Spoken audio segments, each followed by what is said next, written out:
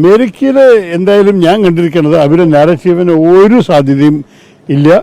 അതുമാത്രമല്ല, ഞങ്ങൾ പറഞ്ഞതൊക്കെ എല്ലാവരും സ്വീകരിച്ചു എന്ന് മാത്രമല്ല, അവർ പോയി ഒരു കോൺഗ്രസ്മാനെ കണ്ടപ്പോൾ അദ്ദേഹം കൊടുത്ത തിരിച്ചടിയും അദ്ദേഹം അത് കഴിഞ്ഞ് സാമൂഹ്യ മാധ്യമത്തിൽ ഇറക്കിയ ട്വീറ്റ്സും കണ്ടു കഴിഞ്ഞാൽ പാകിസ്ഥാൻ ശരിക്കും തലതാത്തി പിന്നെ കരയേണ്ടി വരും.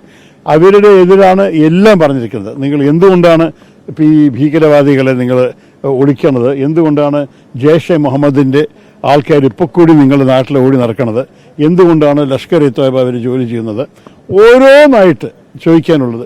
ഇതാണ് പാകിസ്ഥാൻ്റെ ഒരു ഭയങ്കര വീക്ക് കേസാണല്ലോ. അവരെ പറഞ്ഞ് നടക്കുന്നത് അയ്യോ ഞങ്ങളൊന്നും ചെയ്തില്ല, ഇന്ത്യക്കാർ അനാവശ്യമായിട്ട് ഞങ്ങളെ അറ്റാക്ക് ചെയ്തൊന്നായിരുന്നു. അത് കേൾക്കാൻ ആർക്കും താല്പര്യം ഉണ്ടായിരുന്നില്ല. രണ്ടാമത്തത് അവർ പറയുന്നു അയ്യോ ഞങ്ങളെ ഭീകരവാദികളുടെ വിക്ടമാണ്, ബിലാവൽ ഭുട്ടോ എൻ്റെ അമ്മയെ അവർ കൊന്നു. പക്ഷേ നമ്മുടെ സ്വന്തം വീട്ടിൽ നമ്മൾ പാമ്പ് വളർത്തിയാൽ നമ്മുടെ അയൽവാസികളെ മാത്രമേ കടിക്കുള്ളൂ എന്ന് വിചാരിക്കേണ്ടെന്ന് ഒരു ചൊല്ലുണ്ടത്. അതിന് ഞാൻ എല്ലാവരുടെയും അടിച്ചു വെച്ചു. അമേരിക്ക